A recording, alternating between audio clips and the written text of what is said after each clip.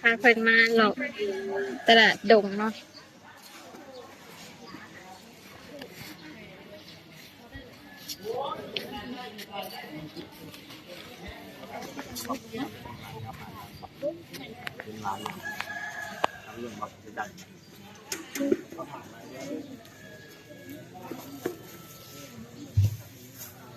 อ้อย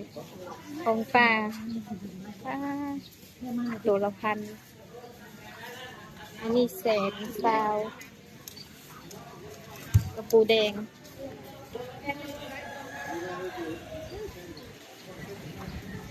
นี่ตะกะแดน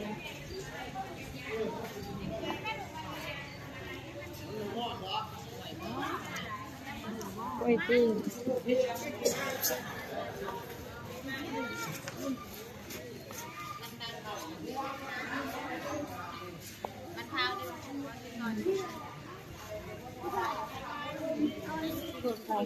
กี่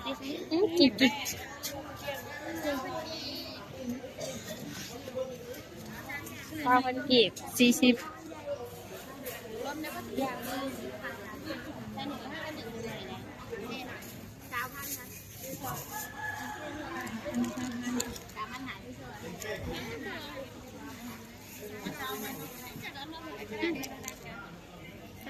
อย่างไม่ได้เอาไปจังนี่เดี๋ยวตรงนี้3 อย่าง50เนี่ยกับอันนี้เลยสีแดงนี่3 อย่างนี่ฉันเอาอันนี้เอาอันนั้นใส่เลี้ยงเหรอใจนี่แม่เอาที่ผู้ใจนี่จะไป3 อย่าง50นี่ฮะใช่ใจนี่ก็ได้เอาไหนใช้ใจมันเท่าไหร่3 อย่าง50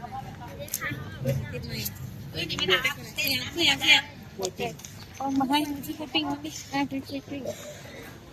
ปิ้งเอากล้วยปิ้งไม่ถึง20 บาทไม่ถึง20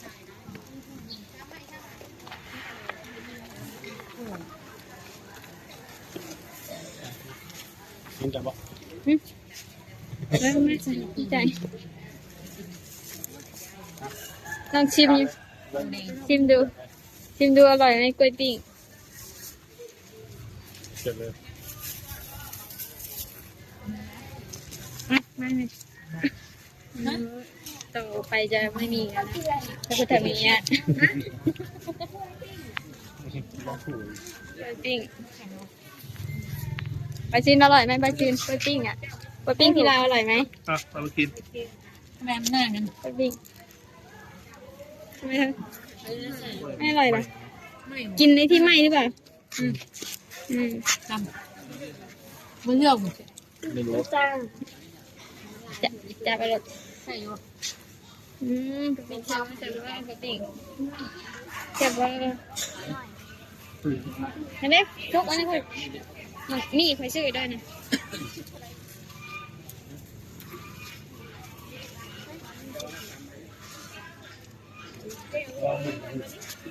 บางนี่นะอุ้ยไม่ใช่ชื่อวิกิเดบางนี่นะนี่บอกได้นี่บอกนี่พี่ได้มาหน่อยจบกินได้จะกินกินหมดนั่นกินอีกหมดไปนี่หมดเรื่องให้ยาอะไรกินข้าวอยากกินข้าวกินมี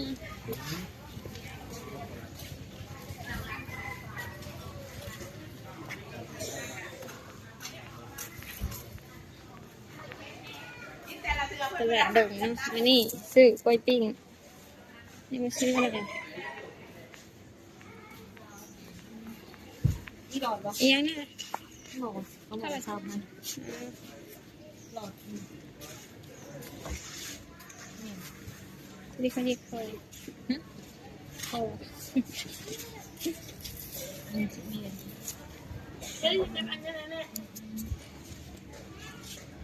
ส่งมาได้นะอันนี้คิดเท่าไหร่นี่20 บาทนี่จะพันแบ่ง20 บาทอันร้านเจ้านี่คิดเป็นจักพันกีบเงินเรา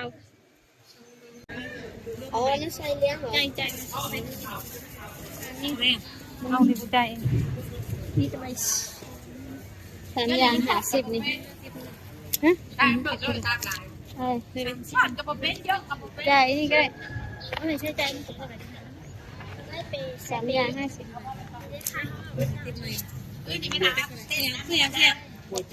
เอามาให้ที่กล้วยปิ้งดิกล้วยปิ้ง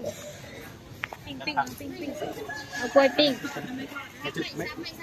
ไม่ถึง20 บาทไม่ถึง20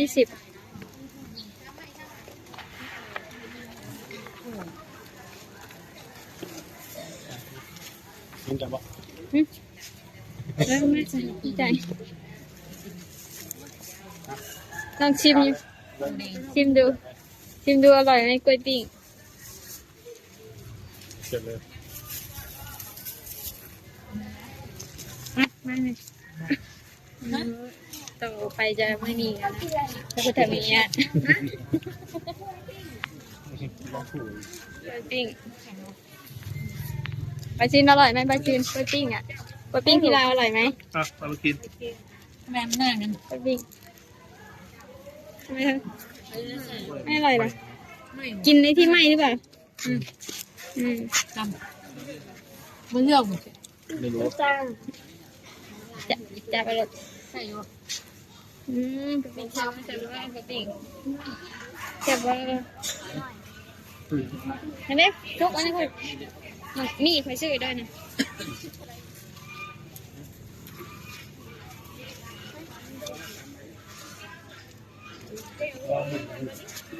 บางมีนะ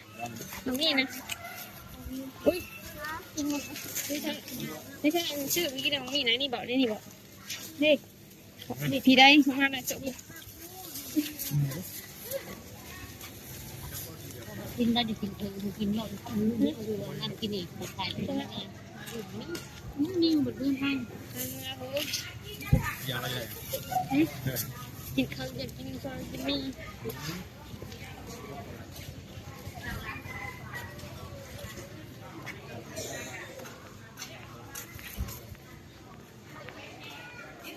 ตลาดดงนะอันนี้ซื้อกล้วยปิ้งนี่มาซื้ออะไรกันนี่หลอดเหรอเอียงนี่เลยหลอดเขาบอกชาวมันหลอดนี่เขาเรียกเคยมันจะมี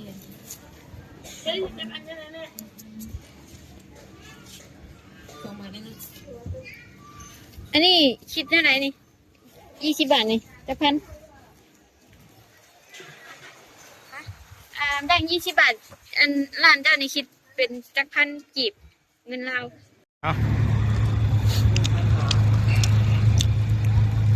700 บาท500,000จูบมันด้วยมันกัดเลยนะพี่เด่นมาดูดิตัวเดียวโอ้โหงูสิงตัวใหญ่จะไปกินเหรอตลาดที่มีของป่าตัวใหญ่ตัวนี้กินมาอ่ะเวลาตัวนี้กำลังลอกค่ะตัดไปถึงแล้วเนี่ยอันนี้กำลังลอกค่ะงูจะกินงูจะกินงู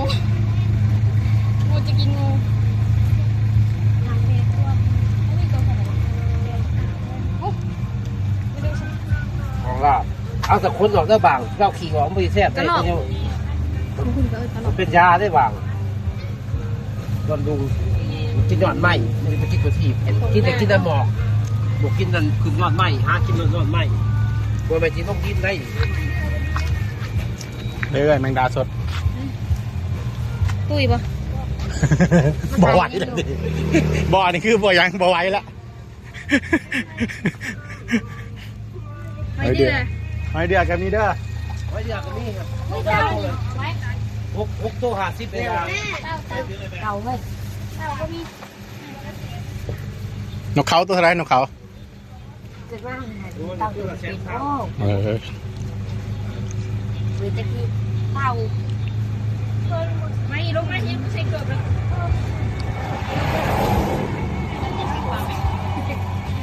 เนาะ เห็นว่าออกมา ไล่ไม่ออกมา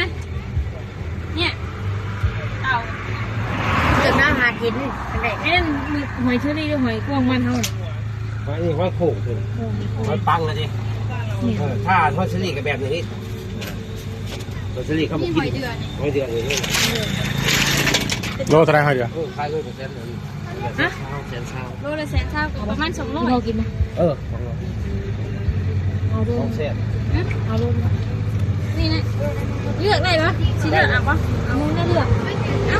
บ่จักคือกันแล้วมันโหใหญ่พุ่นเนาะ ไปมาเลือกหอยเดือยเนี่ยตัวใหญ่เลือกหอยเดือยเนี่ย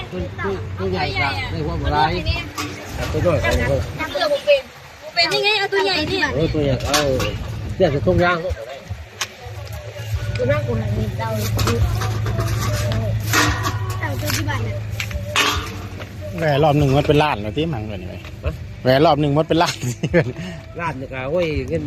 เปล่าเลยครับ1,000 กว่าบาทเลย เดี๋ยวเสียวน็อตมาวางขายได้อยู่บน น็อตยัง น็อตไง บ่ได้คุณวางขายเซโด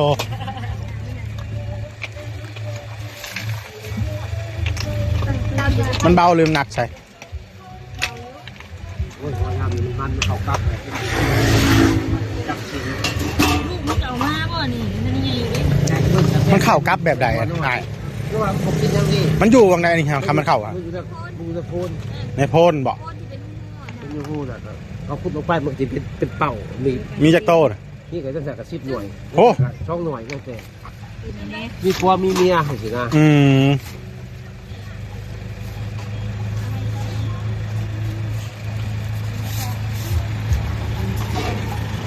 เอาไปแสนรถ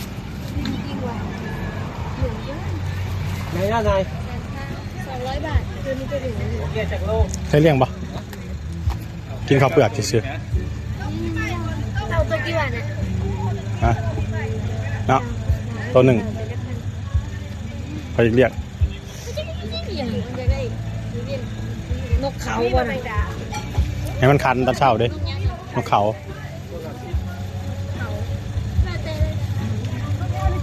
เนี่ยอีกนะกูบอกจะเอานกมาจากบ้านนี่ที่เรียก มัน ฮะกูบอกจะเอานกไปใครบอกว่าจะมาเอาตัวมันหลายไงกูบอก ฉันจะสอนกันแกงน้ำปากเรื่อยๆ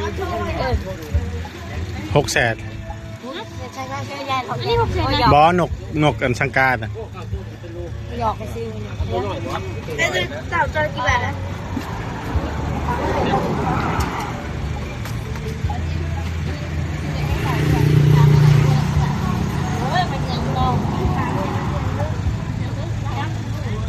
ตลาดเจอจักรยึดยังเนาะ